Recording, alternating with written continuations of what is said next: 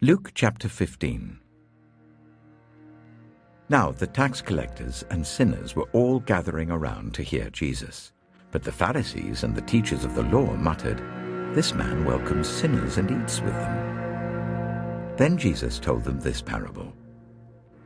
Suppose one of you has 100 sheep and loses one of them. Doesn't he leave the 99 in the open country and go after the lost sheep until he finds it?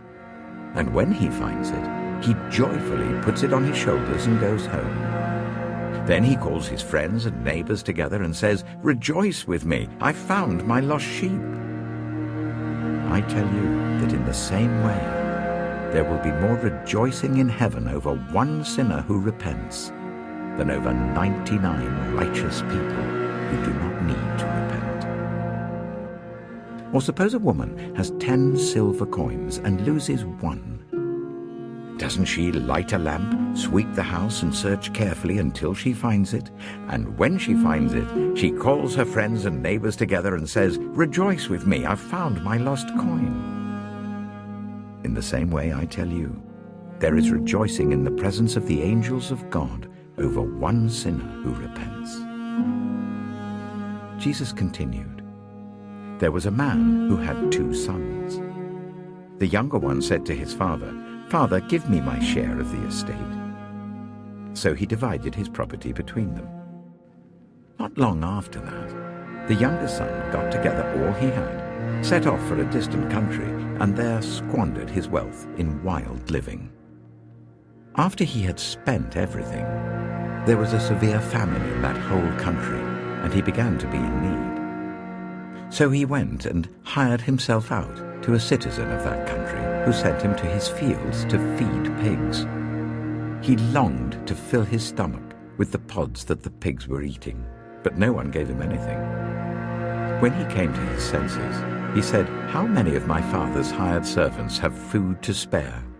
And here I am, starving to death. I will set out and go back to my father and say to him, Father, I have sinned against heaven and against you. I am no longer worthy to be called your son. Make me like one of your hired servants.'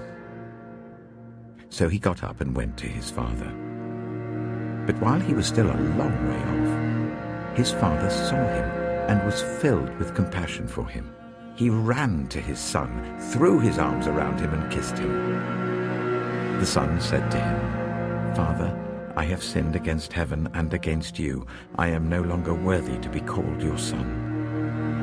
But the father said to his servants, 'Quick, bring the best robe and put it on him. Put a ring on his finger and sandals on his feet. Bring the fattened calf and kill it. Let's have a feast and celebrate. For this son of mine was dead and is alive again. He was lost and is found.' So they began to celebrate. Meanwhile, the older son was in the field. When he came near the house, he heard music and dancing. So he called one of the servants and asked him what was going on. 'Your brother has come,' he replied, 'and your father has killed the fattened calf, because he has him back safe and sound.' The older brother became angry and refused to go in. So his father went out and pleaded with him. But he answered his father, 'Look, all these years I've been slaving for you and never disobeyed your orders. Yet you never gave me even a young goat so I could celebrate with my friends. But when this son of yours, who has squandered your property with prostitutes, comes home, you killed the fattened calf for him.' 'My son,' the father said, 'you are always with me, and everything I have is yours. But we had to celebrate and be glad because this brother of yours was dead and is alive again. He was lost and is found.'